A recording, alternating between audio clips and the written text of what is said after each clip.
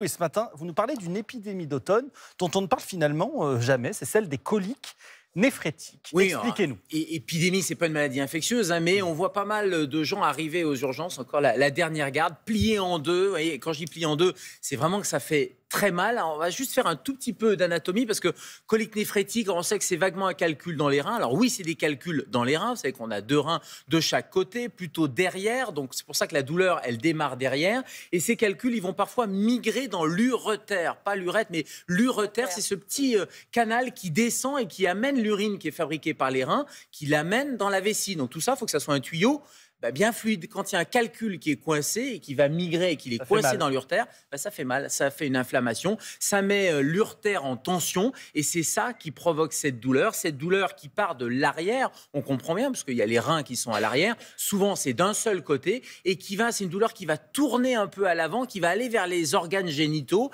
et vous êtes vraiment plié en deux. C'est une douleur qui est assez caractéristique. Quand vous dites l'arrière, c'est le bas c'est du les dos. lombes, c'est les reins. Quand on dit j'ai mal aux reins, c'est un peu ça. C'est pas le dos, mais là c'est vraiment pour le coup les reins, et ça va tourner vers l'avant, et vous êtes plié en deux. C'est souvent les hommes, c'est entre 20 et 60 ans quand on regarde épidémiologiquement. Il y a plus d'hommes que de femmes qui en souffrent, et on parle, nous, dans le jargon, de colique frénétique. Pourquoi ? Parce que on se tord dans tous les sens, on essaie de trouver une position, on n'arrive pas à trouver la position. La colique néphrétique, elle devient frénétique parce que les patients sont frénétiques. Dans un coup d'œil, on sait que c'est une colique néphrétique. Ça a l'air vraiment sympa comme moment à passer, en tout cas.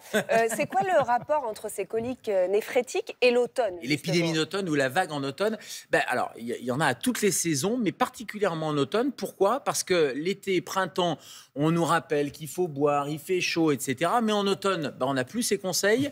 On est plutôt à l'intérieur, on n'a pas cette sensation de soif, donc on boit moins et on se déshydrate. Et si on se déshydrate, les reins fonctionnent moins bien, et donc les calculs vont s'accumuler, et d'où cette épidémie de colique néphrétique. Donc c'est la déshydratation en fait qui provoque ces petits cailloux, parce que c'est vraiment des petits cailloux. Et d'ailleurs, quand vous expulsez, celles et ceux qui nous regardent et qui ont eu des coliques néphrétiques, ils savent, un, que ça fait mal, et deux, qu'on peut les récupérer dans des verres, parce que c'est vraiment un petit caillou qui fait ting, parce que c'est souvent du calcium, et quand on le récupère, on est très soulagé. Et attendez, quand on l'expulse, c'est quand on fait pipi ? Oui, tout simplement, okay. On fait pipi, on expulse. Et d'ailleurs, on va vous dire de filtrer vos urines pour récupérer et être sûr qu'il y a le caillou. Parfois, il y en a plusieurs. Parfois, il faut le fragmenter parce qu'il est trop gros et il ne peut pas descendre. Si j'ai bien suivi ce que vous venez de nous dire, il faut boire pour éviter ça. Alors, il faut boire de l'eau, c'est une simplicité désarmante. Bien sûr, il faut... ça me semble évident. Parce que je voyais tout de suite Loïc qui disait « Mais oui, buvons !» 2 secondes, j'y ai cru. 2 secondes, j'ai dit « Il va le dire ». Mais non, en fait.